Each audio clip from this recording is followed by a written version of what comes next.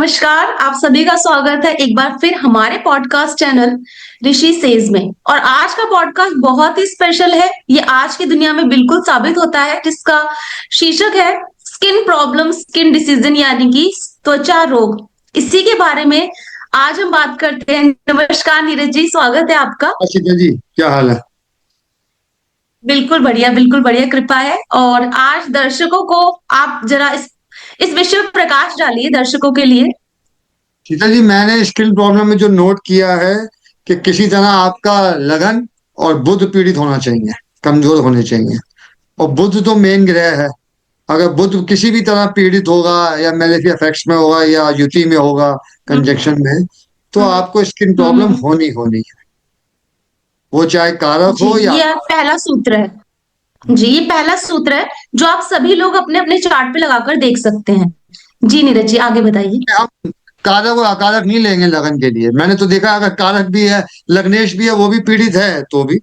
अब कन्या लगन में बुध लग्नेश है, वो पीड़ित हो तो भी स्किन प्रॉब्लम हो जाती है। हम्म भैया वृश्चिक लगन है, हम्म हम्म। मेष लगन है, तो इसमें बुध कारक तो है नहीं, थर्ड और सिक्स लॉर्ड है। मेष लगन में तो जी बिल्कुल। वृश्चिक लगन में बिल्कुल एट बिल्कुल। और इलेवेंथ लॉर्ड है। तो वहां तो वो पीड़ित है ही है। एग्जैक्टली। कारक नहीं है तो वहां तो होती होती है, पर मैंने जो लगन लगन उसके लिए कारक है, तुला लगन है, कुंभ है, मकर है, कन्या लगन है, मिथुन लगन है, वहां हम्म भी मैंने देखा है कि बुध अगर मेलेफिक इफेक्ट्स में है तो स्किन प्रॉब्लम होगी होगी। अब वो है कि उसकी कितनी कितनी मात्रा में होती है, कितना इम्पैक्ट पड़ता है, वो एक अलग है। एग्जैक्टली। पहला सूत्र जो नीरज जी ने दिया, लगन और बुध, साथ में बुध क्योंकि कारक है त्वचा का, तो इन दोनों का पीड़ित होना जरूरी है। सही बात है नीरज जी। हाँ, ये इंटरनेट कनेक्शन अनस्टेबल।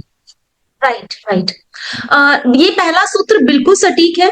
इसमें हम कोई गुंजाइश नहीं है आगे पीछे करने की। बट हाँ, इसमें मैं कुछ चीजें ऐड ऑन करना चाहूंगी। आप सभी लोग अपने चार्ट पर उसको लगाकर देख सकते हैं। बुध क्योंकि त्वचा का कारक है, बुध को साथ में चंद्रमा जो हमें सुंदरता देता है, ओवरऑल बॉडी यानी पूरे शरीर की बात कर रहे हैं हम। इसे लगन, चंद्र लगन और सुदर्शन लगन तीनों पर लगाकर देखिए, दशा अंतरदशा देखिए। कहीं भी अगर शनि, राहु, केतु या सूर्य का इम्पैक्ट है तो त्वचा रोग होना बिल्कुल जायज है। लेकिन अब बात आती है नीरज जी की त्वचा रोग में कौन सा रोग, ल्यूकोडर्मा या फिर एक्जिमा या किसी भी तरीके का, कुछ भी हो सकता है। वो फिर युति और दृष्टि का हिसाब है। भाई अगर आप शनि राहु को लोगे, अगर दोनों का इम्पैक्ट है और उसमें कोई सिक्स लॉर्ड या ट्वेल्थ हम्म लॉर्ड की भी युति हो गई, तो मैंने देखा है फिर वो हम्म। वाइट स्पॉट हो जाते हैं।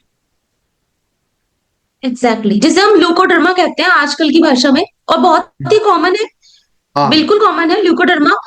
मरकरी यानी कि बुध का सूर्य के बहुत पास आना, कहीं से भी शनि राहु केतु का इम्पैक्ट आना, ये दिखाता है ल्यूकोडर्मा। एक्जिमा भी कुछ इसी तरीके की है। कुछ हाँ। नक्षत्र होते हैं स्पेसिफिक जो इसमें बहुत अच्छा रोल, बहुत अच्छा यानी कि मेन रोल अदा करते हैं, जैसे कि धनिष्ठा, रेवती, ज्येष्ठा, पुनर्वसु। ये हमें त्वचा रोग देने की इनमें गुंजाइश या संभावना सबसे ज्यादा होती है। और आप क्या ऐड करना चाहेंगे नीरज जी। और तो यही है कि भाई बुध किसी ऐसे राशि में जाके बैठ गया जो उसकी मित्र राशि नहीं है। फिर सबसे बड़ा रोल है कि जी। दशा का। दशा अगर हम्म। आ गई सिक्स लॉर्ड की या ट्वेल्थ लॉर्ड की संग कंजंक्शन है, वहां पे परेशानी होगी होगी। हाँ, ये टाइम ये है कि पीढ़ी हर समय नहीं होगी। जब वो मेन तो दशा और गोचर का इफेक्ट होगा। जी।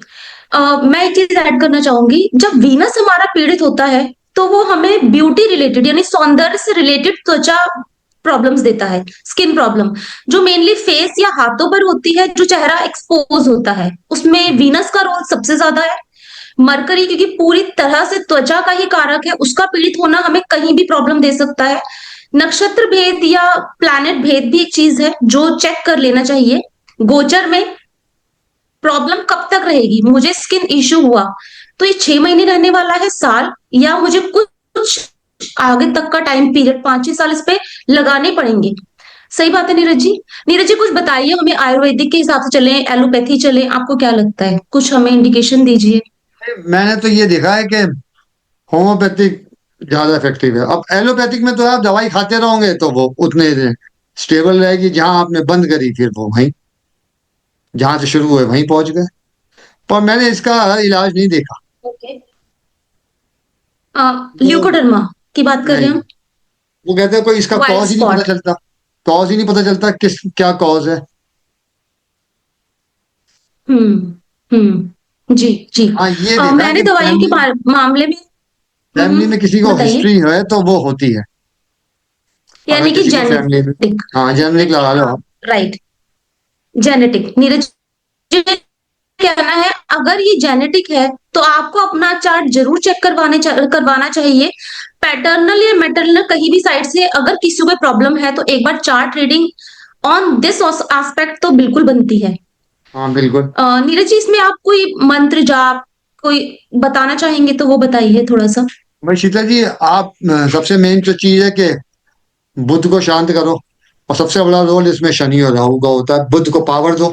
भाई अगर बुद्ध आपका कमजोर है या मेलिफिक इम्पैक्ट्स में है तो आप उसको हम्म। मजबूत करो। बुद्ध के मंत्र हैं, हम्म। गणेश जी की पूजा है। अब राहु शनि का इम्पैक्ट है तो उनके दान से उनको मनाओ कि भाई आप शांत हो, मंत्र जाप से। शांत किया जाए। शांत बिल्कुल। किया जाए। हाँ। राइट। भाई आप बिल्कुल सही बुद्ध तो बात है। कहीं ना कहीं एक पीड़ित बार है चार्ट ना। में हमें सिक्स। जी बुद्ध बिल्कुल, जब तभी पीड़ित तो है, ये रोग आया। और क्या। बुद्ध एग्जैक्टली। कहीं भी पीड़ित है तो उसको स्ट्रांग करना पड़ेगा। राइट। चार्ट में सिक्स, एट्थ, इलेवेंथ और ट्वेल्थ, इन बिल्कुल।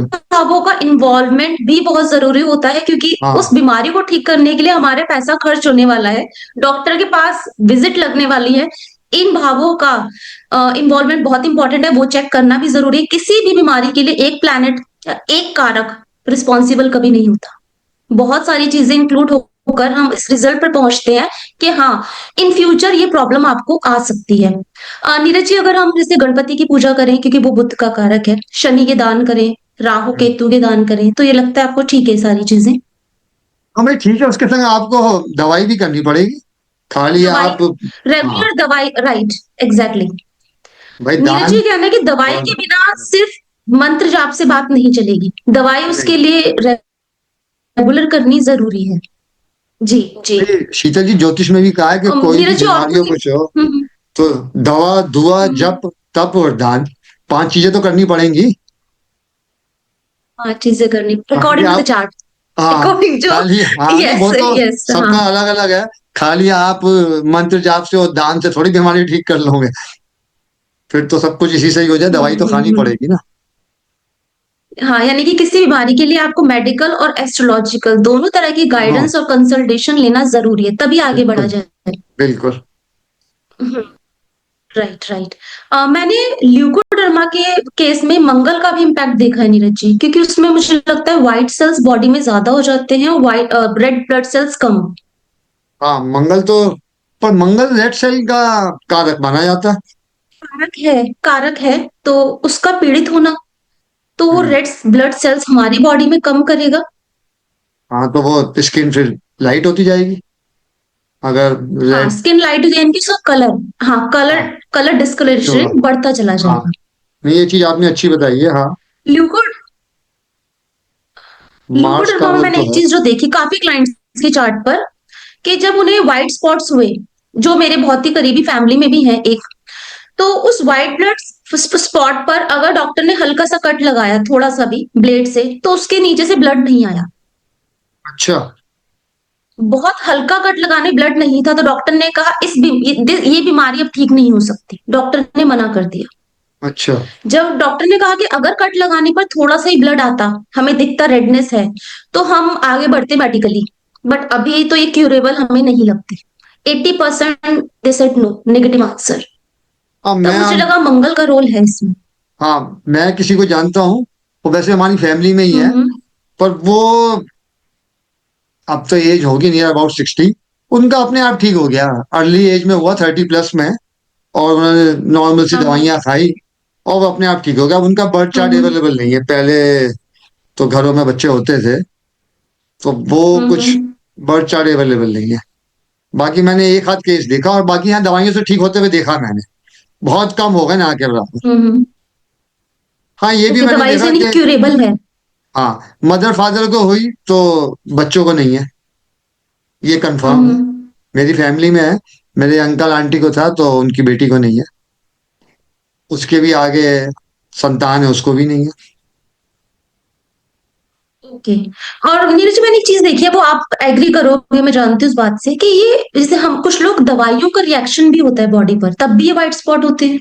हाँ, कहते तो हैं कि भाई अब, शुगर की दवाइयां, है ना? हाँ, हाँ।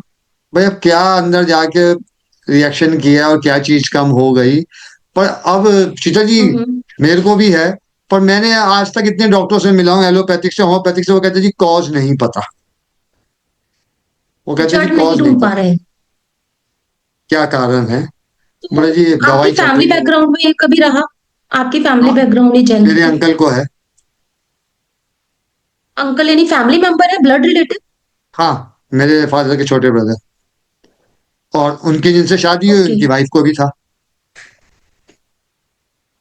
उनकी डॉटर को तो नहीं। ये जेनेटिक है, ये हाँ, जेनेटिक है। जेनेटिक, हम्म। जेनेटिक तो लिया जाता है रोल पूरा। पूरा किसी भी त्वचा रोग का जो क्यूरेबल ना हो, जेनेटिक रोल हाँ, हमेशा मिलेगा। आप डॉक्टर के पास जाएंगे वो पहले ही पूछेगा, हिस्ट्री पूछेगा कि आपकी फैमिली में किसी को हुआ था क्या था, ये बात पक्की है।